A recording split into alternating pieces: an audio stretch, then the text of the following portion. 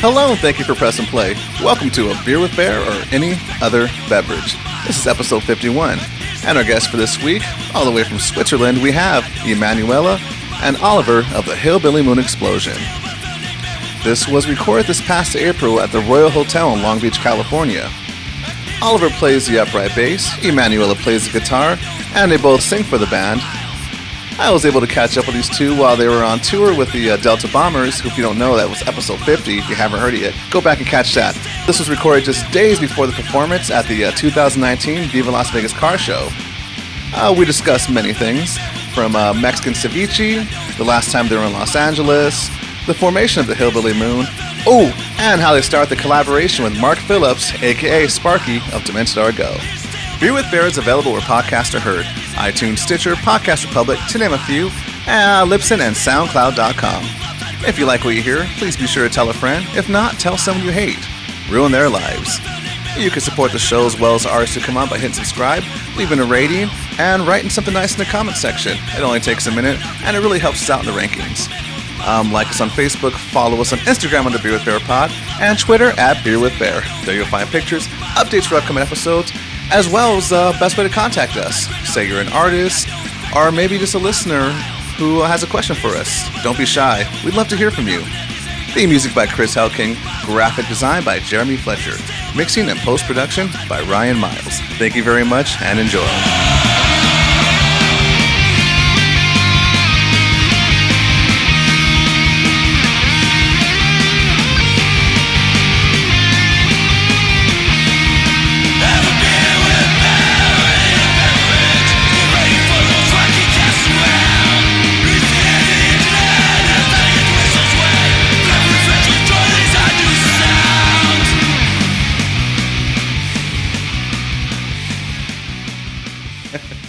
So we're good to go.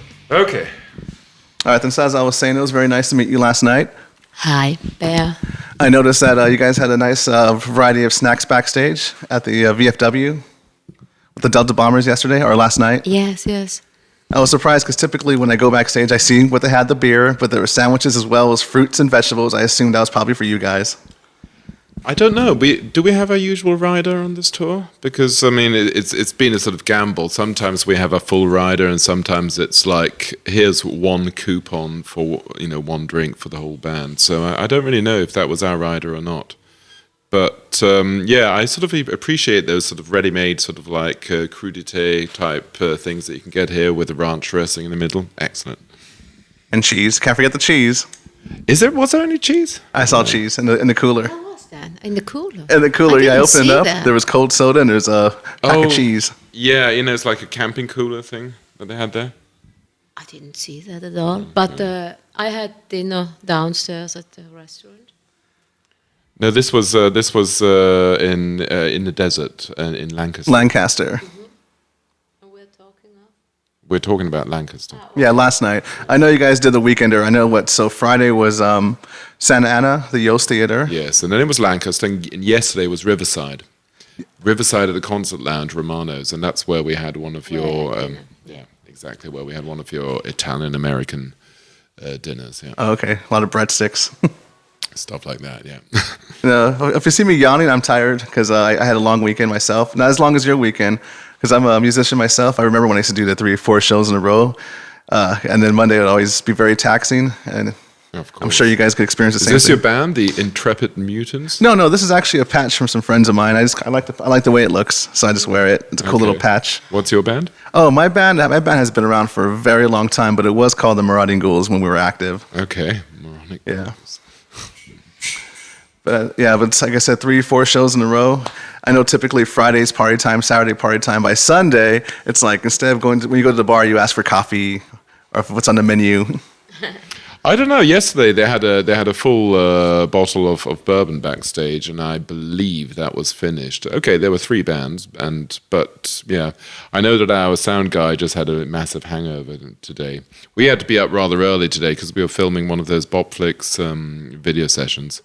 And so even though we were in bed at, 2:30, we had to be up and ready by 9. So we've had 5 concerts now in a row, and now a day off. That's doable. It's like a working week, Actually, I like it if it's getting into a flow, you know. And but I'm not such a party. I sometimes do, but Party animal? yeah, I do, but rather with my friends, which not are not around, you know. But sometimes with Sylvain, Duncan, and yeah, we go out a bit. Yeah. Oh, after the show. Okay, so let's get into it because you said, well, let me see. How do I? Let's just keep talking. Let's just keep talking. I was trying to think what I wanted to say, but I completely forgot. Like I said, I'm a little tired. You're a little tired, yeah. Just a little bit. And I got stuck in traffic on the way over here. So we were talking about, okay, so Riverside was the Italian-American dinner. What about Lancaster? You came back because you forgot your bag and you guys are going to a Mexican restaurant. We were asking you what you ordered. Now we could get the answer. Oh, that was we all had ceviche. Yeah, ceviche tostadas, and I had a jalapeno margarita. And we had a lot of fun because we were eating there, the musicians, our technician and me, and we were talking a lot of funny things. And there was a karaoke party going on next door. Karaoke. That was karaoke. That was fun. One guy did Bohemian Rhapsody, and it was fairly dismal. But on the other hand, you have to give that guy a solid, I don't know, 6 out of 10. I mean, if you do Bohemian Rhapsody, you already earn 5 points just for effort. And of course, it's going to be hard. So yeah, that was it's you're just sitting there eating your food, and you hear some of these guys singing. That's rather funny. Did you guys do any karaoke yourselves? No, never. Then again, you were singing all night, so I'm pretty sure you had your vocals were a little sore. I don't know. I never tried it actually. Well, plus you're a bit your throat is a bit off, isn't it, because of your cold? Right now, yeah. I had a question about a musician as far as the vocals go. I heard that during recordings, is there a process you guys do before you record vocals? Is it true you don't eat dairy, or is there any preparation you do for that? No. I just do a warm up. Warm up, you say in English, yeah. And that's it. Glass of white wine sometimes, maybe if the session's long. But not for recording, no. No? Okay. I don't remember.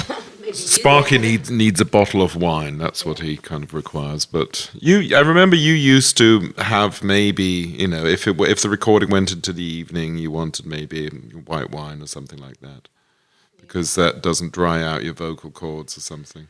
Oh. Actually, white wine is not as good, No. But I don't remember. I have a beer sometimes, yeah. I remember yesterday I was a little embarrassed when you came in during the conversation when I was interviewing the bombers or Delta bombers, and I called you the Hillbilly Moon Explosion instead of the Hillbilly Moon Explosion. Oh, sometimes we are. And typically when it comes to bands, like I mentioned earlier, I said the Bombers. I shorten up the name. Like you mentioned Sparky earlier, like instead of Demented, I go, oh yeah, Demented. But for you guys, I don't know what to say. I can't say the Moons. The Explosions. The Hillbillies. Explosions. Yeah. The Thes. Yeah. That's a good band, The. Matt Johnson, that's a singer-songwriter from England. You know The? You probably do. No, I just kind of that was an accident. Started in the 80s, could that be? And then in the 90s relocated to New York. It's a singer called Matt Johnson. I think he's from London.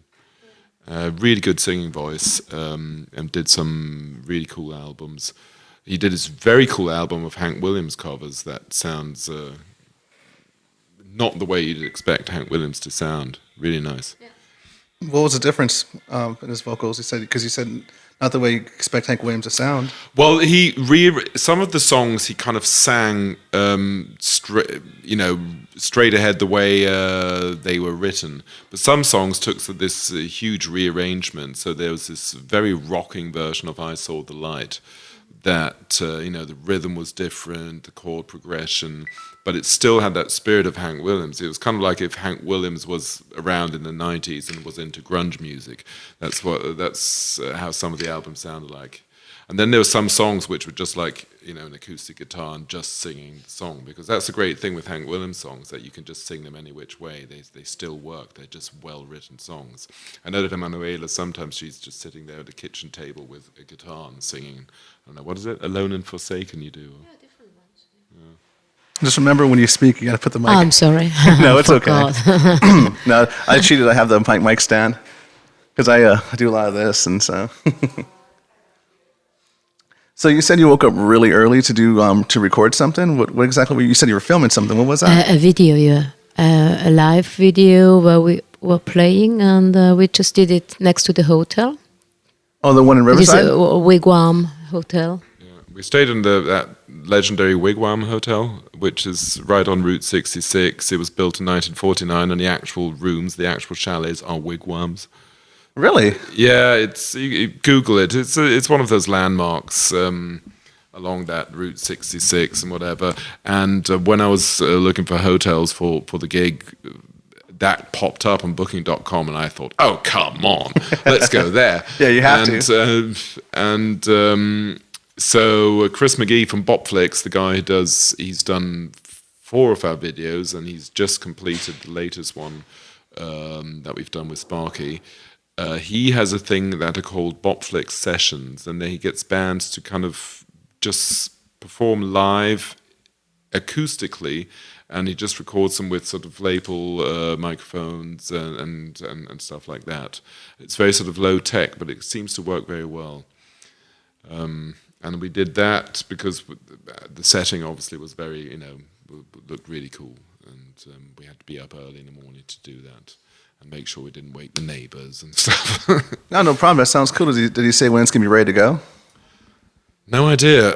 But so he's already gone off to Viva. He has to film the whole Viva thing. He's doing a documentary on that, and then he'll be back in London, I guess, in a week's time or maybe later, and then he'll probably have tons and tons of footage, because he'll be doing all sorts of bands with their sessions. Plus he has to do a documentary for the Delta bombers. Plus he was with us. The reason why he was with us was he was getting footage for our next video, where he's just getting footage from us from the road and the tour life and stuff. I like how you guys stay really busy. As you mentioned earlier, you like getting a constant flow. Yeah. Not much more to say about that. Just it has to flow. Yeah, actually, I enjoy very much that we have a day off. Unfortunately, I I had to wait at the bank to do some money thing, and but it's nice to have an off day. But there usually aren't off days on the tour, because that's the day you have to go to the bank, fix the van, buy strings or something on your amplifier's broken, and you have to fix it, and that's what you do. Hygiene products. And hygiene you products. Get your toothpaste go to the laundrette, whatever. The off days are usually really busy. yeah. And as far as last year, you guys were out here. You said it was busier last year. Let's talk about that, because actually last year was the very first time I got to catch you. And it was a good performance. It was at the Union. You guys played with the Brains. Who else was it? The Creep Show, and I believe the Radar Men. Quakes. Oh, the Quakes. That's right. Quakes. Yeah, I saw you guys in the back area because I was there too, doing. What was I there for? I was there, for press purposes, and I wanted to say hi, but like I said, you guys look kind of beat, so I left you alone. And then I started talking to Brains. They were telling me about how their van got broken into. Oh right, yes, there's that. Well, we'd just arrived I think the same day or something. We'd just arrived from Nashville's, because we'd played the Nashville Boogie. And so we still weren't really properly settled in, and still jet lagged and whatever. So yeah. And the festivals like that are kind of like it's a combination of, you have to treat it like a commander mission. So you just have to sort of like go in, and kill, and then pull out again. But on the other hand, we had to, figure out backline, whose guitar are we borrowing, whose bass am I going to be using. There were 2 guys with basses there, and I had to, give those a go and see what they sound like. So, Who'd you end up using exactly? Do you remember whose bass? I forget. A really young guy, one of the support acts, pretty young, something local. They were really nice people. I forget. Was it the Radar Man, Jonathan? Jonathan, that could very well be. He had these nice, really big size ears. Nice guy, friend of mine. I didn't look at his ears. Oh, so. he's got some nice ears. He knows He's got some nice ears, really? Oh, he's got some nice ones. Okay, that's I love thing, you. then. If he's listening, he is listening. Okay. Yeah, no, that's that a was great him, band. Yeah. He was absolutely terrific. So okay, so you got your backline set up, and as far as the tour, no, you went with. Where else did you guys go for that tour? And how many stops for that one? That last stop was first we played the Nashville Boogie, then we had LA, and then we kind of headed up north. I think it was Sacramento, Portland, Seattle. Where else? Oh, right, Bellingham. We went all the way up to Bellingham, And so close to the Riverhead? border. Hood River, And yeah, right. What was Then it? we went down again. There was another one. There was that ski resort place in Oregon. A ski resort. Something, yeah. I forget what is it called. Did you get to go on that little hanging thing? No, The I lifts? didn't do that. No. And then we came down again, Santa Cruz, and then it was Alex's Bar in Long Beach, San Diego, and Fullerton. And now we're off to San Diego tomorrow. So yeah. As I mentioned earlier, that was my first time catching you guys. Have you guys been out here before? I think I read that you guys came out and recorded before, but as far as touring, was that your first tour? Our first tour was last year, yeah. In the States, yes. And we recorded in San Diego. We recorded with Mark Neal when he was still out in San Diego back in 2006.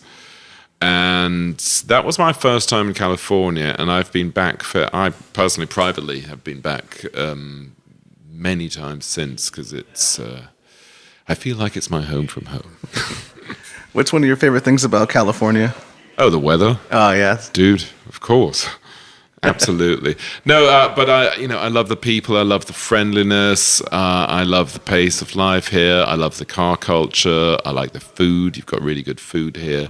But Southern California is still kind of, it's not, the distances aren't too huge. There's a lot to do.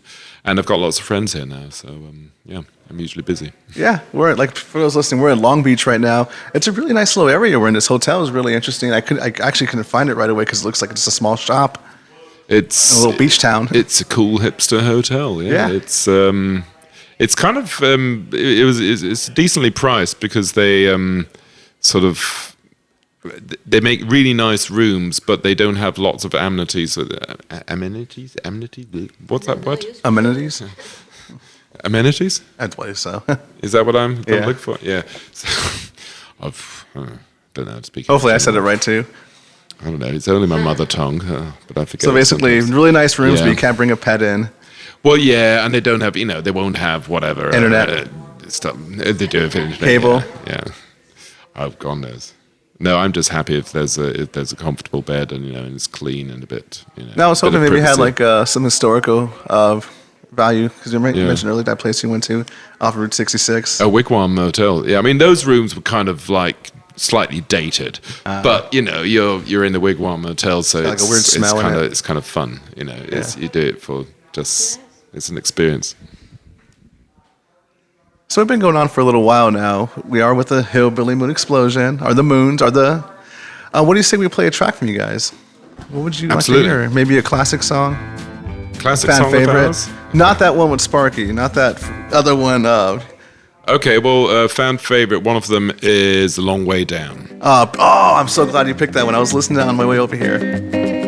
When I was young. It's recorded actually right here in Southern California. Oh, beautiful. So that's from that album. Yeah. You have anything to say about that track? In particular, anything that stood out for it? Not Was it the much, writing no. for it? About Long Way Down? No, but that was one of those that was recorded live. I mean, you can, as you hear it, it's kind of very acoustic. It's very organic sounding. It was recorded live, and what you hear is what there is. There's no trickery in that, because that was in a studio which was Mark Neal's studio is completely sort of all analog. You record onto 8-track studio, tape machines. You can't punch in and punch out. You can't multi-track and then sort of choose your vocals. You just have to do a performance. And that's an interesting way of recording. I mean, there's no right or wrong way. I mean, now we record with, by layering tracks and stuff like that. But the minimal approach, and the approach where you have constraints through technology, constraints can actually help creativity. Because if you have to work around the constraints. That's where your brain starts having to think and starts having to get creative, and you come up with good ideas. Yeah, And I sometimes think- things happen on accident too, right? Yeah, but you kind of keep it controlled. But then I imagine, and this is, I mean, you probably have to help me out here, but I am sure that there's a different approach to a performance, especially as a singer, if you know, well, I can't go and correct this. This one has to count. Of course it is. Yeah, yeah. Different state of mind, you know. So, you know, the performance just will turn out differently. I'm not saying one is better or worse, but it's definitely going to be a thing that it's one way of doing it. Oh, awesome. Also, too, like you said, the analog, the older technology, it also captures that old rockabilly sound, that vintage sound you guys are going for. That's the echo is old tape machine. It's the sound you grew up listening to. Yeah. Well, I'm not that old, but I am pretty old. I'm probably older. Yeah, but it's all those sounds that you know from the old records. So that's Oh, what I okay, mean that's with- what you meant. I'm with the thinking, sound wait, you I didn't grow up in the listening to. It's those Sun record sounds, those Elvis sounds, those Capitol record sounds. It's familiar. You know, it's kind of ingrained into your listening culture already. And it kind of puts you somewhere, too, when you hear it, right? It puts you in a certain mindset. Yeah, absolutely. Because I heard you mention in previous interviews how the rockabilly culture, you're attracted to it not only from the music, the clothing, the architecture, the furniture. Well, I think that's probably one of the fortes that this sort of specific subculture has, that it's bigger than just the music, that it's very multifaceted. Now, I'm not really into the whole, I don't know, clothes, whatever aspect of it, but if you're a person who is, that it's a very rich culture, you know, that you can delve into that, and it's full of, you know, it will deliver. People who go back into, you know, into 1950s beat poetry or mid-century architecture. It's a huge field. Ultimately, that said, I think we are first and foremost fans of the music, and we're not really worried about keeping something within the genre. It's just something you like and respect because that's great music that was written and performed. And that's what still to this day attracts me to that culture. It's basically music. I'm not really too worried about, you know, getting the clothes right or getting the hair right or something like that. Although you, sir, have terrific hair. Oh, thank you. Respect. Well, I did it mainly. Well, I typically do it, but I got it touched up for this weekend because I was going to go see you guys and stuff. I wanted to look as sharp as I could, you know. I used to have a flat top way back when. You didn't know me then. When I was really young, I had a flat top. Yeah, it's like 30 years ago. About 54 years ago, yes. Yeah, the flat top. I used to be really long, but as you get older, you kind of just. I lost the patience to put it up, you know. So now it's just simple. 15 minutes, 20 minutes the most, and I'm out. So I'm sure you remember those days too, right? Well, with a flat top, it was like 2 minutes. Ah, okay. Great. But mine's a little bit longer. So going back, you mentioned 30 years. Actually, you know what I want to go to? I want to talk a little bit about, you were mentioning the rockabilly culture. You guys are really accepted into psychobilly culture as well. How did that transition happen? Especially, I know you guys work with Sparky. Let's talk about that relationship. Excuse me, madam, you're worried about making noise? Get don't worried. Oh, it's Are okay. you going to... Yeah, it's just... what It adds to the ambience. We'll do the best we can to work around it. But I don't want you to go hungry. It adds to the ambience. What are you Yeah. making, madam? What are you cooking? I just have some seasoned chicken thighs and salad, but I'm adding some avocado and granny's with And white wine. And white wine. That seems a to be, lady of taste and culture, obviously. Ongoing theme. Yes. I don't think so. So this area we're in right now, this is like the community kitchen, I take it, right, for yeah, the whole I think hotel? so. Yeah. I mean, if it's too loud, we can use that room there. I don't No. know how long you want to go on. I mean, We'll go on a little what bit we got, longer. Maybe 10, 15 minutes? Yeah, Good with a definitely. minute? Sure. All right, then, so let's So go what back. was it? The psychobilly card. Well, I guess it was because. So the reason why we have this silly name is because it's a hybrid of two bands that we had beforehand. Manuela's band, which was a sort of alt pop singer-songwriter thing, was called MD Moon, and my teenage psychobilly band was Hillbilly Headhunters. And both bands locally had a very good following, and we thought that if we sort of combined those two names, there would be a sort of recognition that we could, capitalize on that and actually get and actually get sort of an audience right from the beginning. And that worked out pretty well. And I guess that's why we sort of slipped into that psychobilly thing. I know that we played one festival in Switzerland, which was a psychobilly festival. It was already with the Reverend Horton Heat back when. And that's when we first got discovered by Crazy Love Records in Germany. And they called us up the next day and said, well, we want to put out an album. And so I'm guessing that's kind of how we slipped in there. And the thing about Demented is that, well, they approached you, didn't they, after that gig in Pineda? Yeah, but you were a fan of Demented ago when you were younger. Yeah, Demented was one of those bands that got me through my teens. You know, Oh, yeah, course, same here. And then we played at that festival in Spain in 2002, I think, or 203. No, 203. And there was I don't remember his name, somebody who played with Spark in Demented. Isn't it Or Strange? Strange, I Strang think. and Doily. And Oh, yeah. they came and said, Spark is such a fan, he's listening to some songs of you, and he especially likes all these ballads you were doing on this first record. Like, I remember, I'm Gonna Dry My Eyes. And then Oliver had the idea of, why not record A duet. a duet, yes. And the rest, they say, is It's history. The reason when I said that song earlier, I stopped you right away because this actually came up on when I had the brains on how that song is. It's unavoidable. It's a hit song. If you're on the internet, if you're a psychobilly, you know how pretty much Yeah. YouTube catches your algorithm. I'm sure a lot of people are sick of it. It's not. I don't like it. I still like it. Just I need a break. Yeah, absolutely. But it's But it's a good thing. It's a good. It's a good What problem can to you have for you say? I guys. mean, there's one thing to this day. There's nothing more humbling if someone comes up and says, "Hey, I love that song. It touches. It's touched my heart." The people. So up in Lancaster, yet again, another couple came up and said they got married to that song. That was the song that got them together. People have it tattooed, and it's very, very humbling. It's amazing. So, yeah.